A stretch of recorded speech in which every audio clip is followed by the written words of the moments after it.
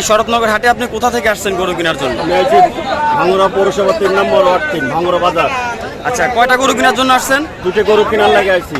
গরু কি এখনো হয়েছে, কিনেছেন? এখনো হয় নাই, দেখতেছি গরুগুলো দেখতেছি। আচ্ছা, এই আজকে শরৎনগর হাটের এই যে সবথেকে বড় যে হাট, ভাঙ্গুর উপজেলার সবচেয়ে বড় এই শরৎনগর হাট, আজকে দাম কেমন?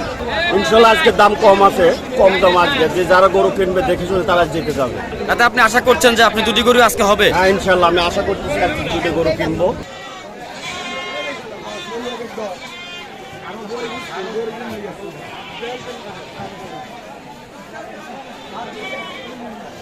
ভাই, আজকে তো এই শরৎনগর হাটে আপনি আসছেন এবং আমি যতটুকু জেনেছি আপনি একজন ক্রেতা। কতগুলো খাসি আপনি এখান থেকে কিনেছেন যদি বলতেন? 100 কিনেছেন। আচ্ছা, এগুলো কোথায় নিয়ে যাবেন? ঢাকা যাত্রাবাড়ি। ঢাকা যাত্রাবাড়ি। এক কথায় বিক্রির উদ্দেশ্যে আপনি নিয়ে যাবেন? আমরা আরতে বিক্রি করি, আমাদের মহাজন আছে। আচ্ছা, 100 কিনেছেন, আরো কেনার ইচ্ছা আছে? আরো কিনবো। আচ্ছা, দাম কেমন? দাম মিডিয়াম, কেনার মতো আছে। দাম কেনার মতো এক কথায়। নিরাপত্তার ব্যবস্থা ইনশাল্লাহ খুবই ভালো। আমাদের এখানকার আলহাজ গোলাম হাসান রাসেল যে সময় পৌর নগর পিতা ছিলেন, সে যেরকম ভাবে নিরাপত্তা দিয়েছেন সেই রকমই এবার তিনি উপজেলা চেয়ারম্যান হিসেবে নির্বাচিত হয়েছেন। সে সেইভাবেই পৌর মেয়রের মতোই আমাদের হাটটাকে ব্যাপকভাবে সাপোর্ট করতেছে এবং সে নিজে আসে আমাদের হাটের পিছনে সামিয়ানা করা আছে ভিআইপিদের বসার জন্য। উপজেলা চেয়ারম্যান হওয়ার সে এই গরমের মধ্যে সে বসে থেকে আমাদের পর্যাপ্ত পরিমাণ হেল্প করতেছে এবং নিরাপত্তার ব্যবস্থা করছে। আইন শৃঙ্খলা রক্ষাকারী বাহিনী জাল টেকা দেখার জন্য মেশিন নিয়ে আসছে এবং তারা জাল টেকা, যারা মনে হয় যে জাল টেকা, তারা ওখানে পৌর আওয়ামী লীগের অফিসে জাল টেকা দেখতে পারবেন এবং কোনো অভিযোগ থাকলে হাট মালিককেও বলতে পারবেন এবং আমাদের উপজেলার নবনির্বাচিত চেয়ারম্যান আলহাজ গোলাম হাসান রাসেলকেও অভিযোগ দিবেন। যেমন অন্য অন্য হাটে এই যে ডুগা, আপনারা দেখেন এখানে অনেক ডুগা আছে, সকল ডুগাই কিন্তু হাট মালিকের, কিন্তু আমরা কিন্তু ডুগার কোনো টাকা তুলি না। অন্য অন্য হাটে সবাই কিন্তু ডুগার টাকা তোলে, আর এই ডুগার টাকা না তোলার কারণই হচ্ছে আলহাজ গোলাম হাসান রাসেল। তার আদেশ ক্রমে আমরা কারুকেই কোনো টাকা পয়সা তুলতে দেই না।